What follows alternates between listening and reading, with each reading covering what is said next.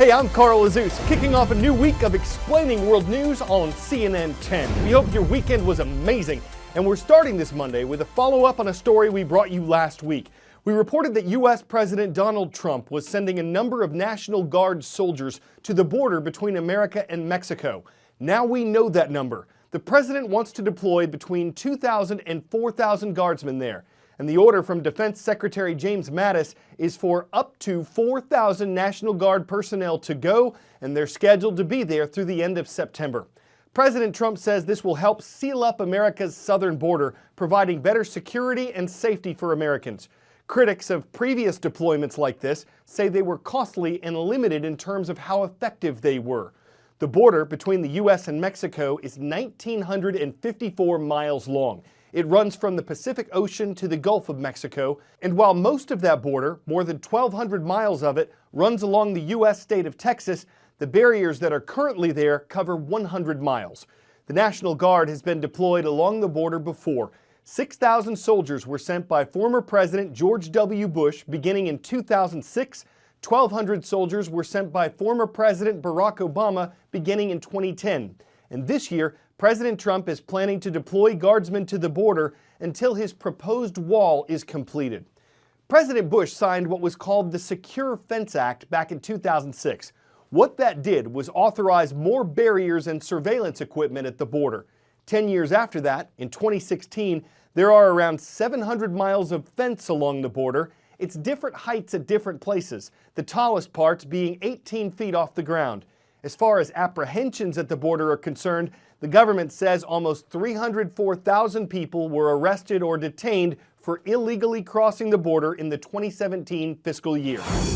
Here in Arizona, we are told that National Guard planners are working over the weekend in advance of the deployment of 150 personnel sometime during next week. Exactly where they will be stationed, we do not know, and exactly when they will be deployed, we also do not yet know. Over in Texas, of course, the deployment has already begun. Now, is this even necessary? Well, opponents will point to the stat that back in 2000, 1.6 million people were apprehended on the southwest border, and that has fallen to around 300,000 a year. Proponents will say, yes, but this March is up on March 2017, and March was up on February, and they will say that more families and more individuals are crossing the border, and that is why the Department of Homeland Security is calling what's happening on this border right now a crisis. Nick Watt, CNN, Nogales, Arizona. The issue of immigration also factors into our next story from the Central European nation of Hungary. It held a general election Sunday that's expected to give the nation's incumbent leader, Prime Minister Viktor Orbán, another term.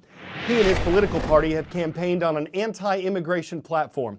They've had enough support in the government to make major changes to Hungary's laws, increasing governmental controls over the media, the bank, the high court, and outside organizations.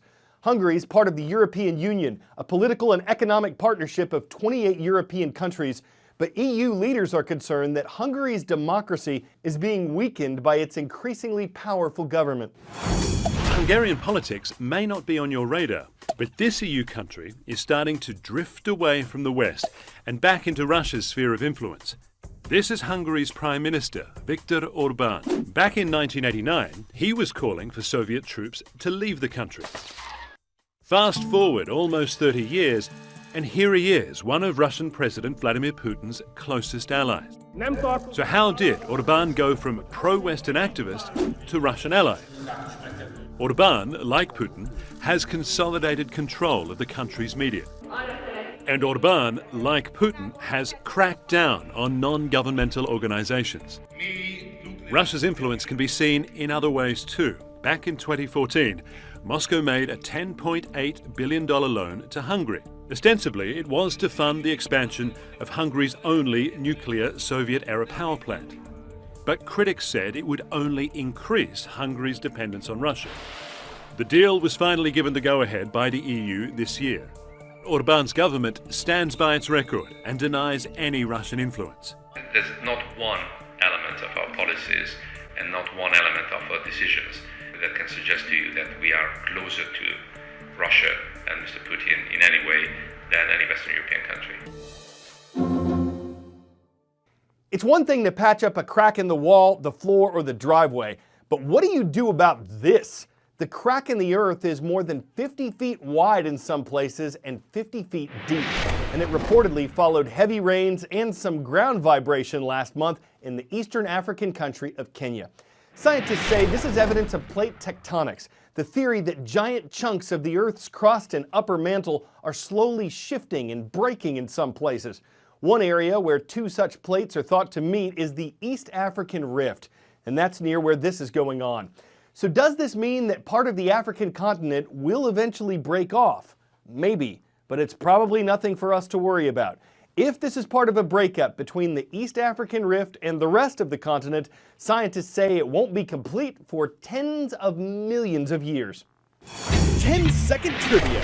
Which of these world capitals has the highest population? New Delhi, India, Cairo, Egypt, Manila, Philippines, or Moscow, Russia? These nations are ranked in order from the highest population to the lowest, according to the CIA World Factbook. With more than 25.7 million people, New Delhi isn't just one of the world's most populated cities, it's also one of the most polluted.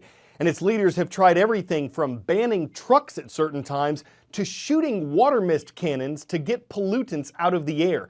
The man in our Tomorrow's Hero report has a more conventional solution, a giant air filter. Growing up, I had asthma, and I used to have a lot of breathing problems. In India, I've seen it's one of the fastest growing economies in the world, which means there's thousands of cars added to the street every single day. And with the increase in cars, there's higher levels of air pollution in the city. Hi, my name is Angad Daryani, and I'm 19 years old. My invention is a large-scale air purification system for developing countries like India and China.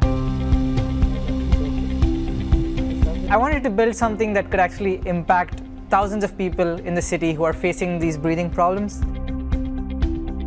What I've actually been working on is a 20-foot tower, and it captures all the solid dust particle that's rising because of the construction and the economic growth in the city, and also the solid carbon particles that humans breathe every single day, which are emitted from trucks and car exhaust pipes. So there's two things that we want to separate. One is dust and other heavy solid particles in the air, and second is microscopic carbon particles. So if there was a surge, it again automatically starts stabilizing. There's 5 phases in the tower that all do different specific tasks, and it's very highly controlled, each phase, so that it's automatically adapting to its surroundings and temperature in the air and accounting for the external details while carrying out the cleansing process internally. There's something that's very special about this project is that there's no solid replaceable filter used anywhere in the entire project. So at the bottom of the tower, you have dust and carbon separated in 2 separate tanks that can be cleaned every week or every 2 weeks based on how much dust and carbon it captures every single day. If this tower performs the way that we want it to perform, we will see an overall improvement in the quality of air in the city and also the quality of health of people suffering from breathing problems or other respiratory diseases. My eventual dream is to build companies that solve problems like this and cleaning the planet of the waste that we humans have caused over hundreds of years. As overambitious as it sounds, that's a dream, and that's what I'm working towards every single day.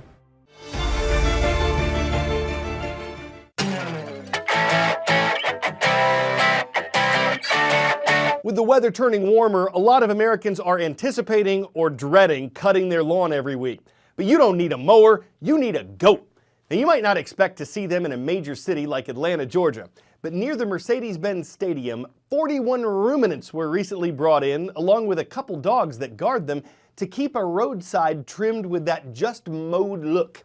Are they quieter than lawnmowers? Usually. What do you call them? Billy. Could they be used in other places? They could. What do they drink for refreshment? Milk. And will they ever replace lawnmowers? I bets they will in some places.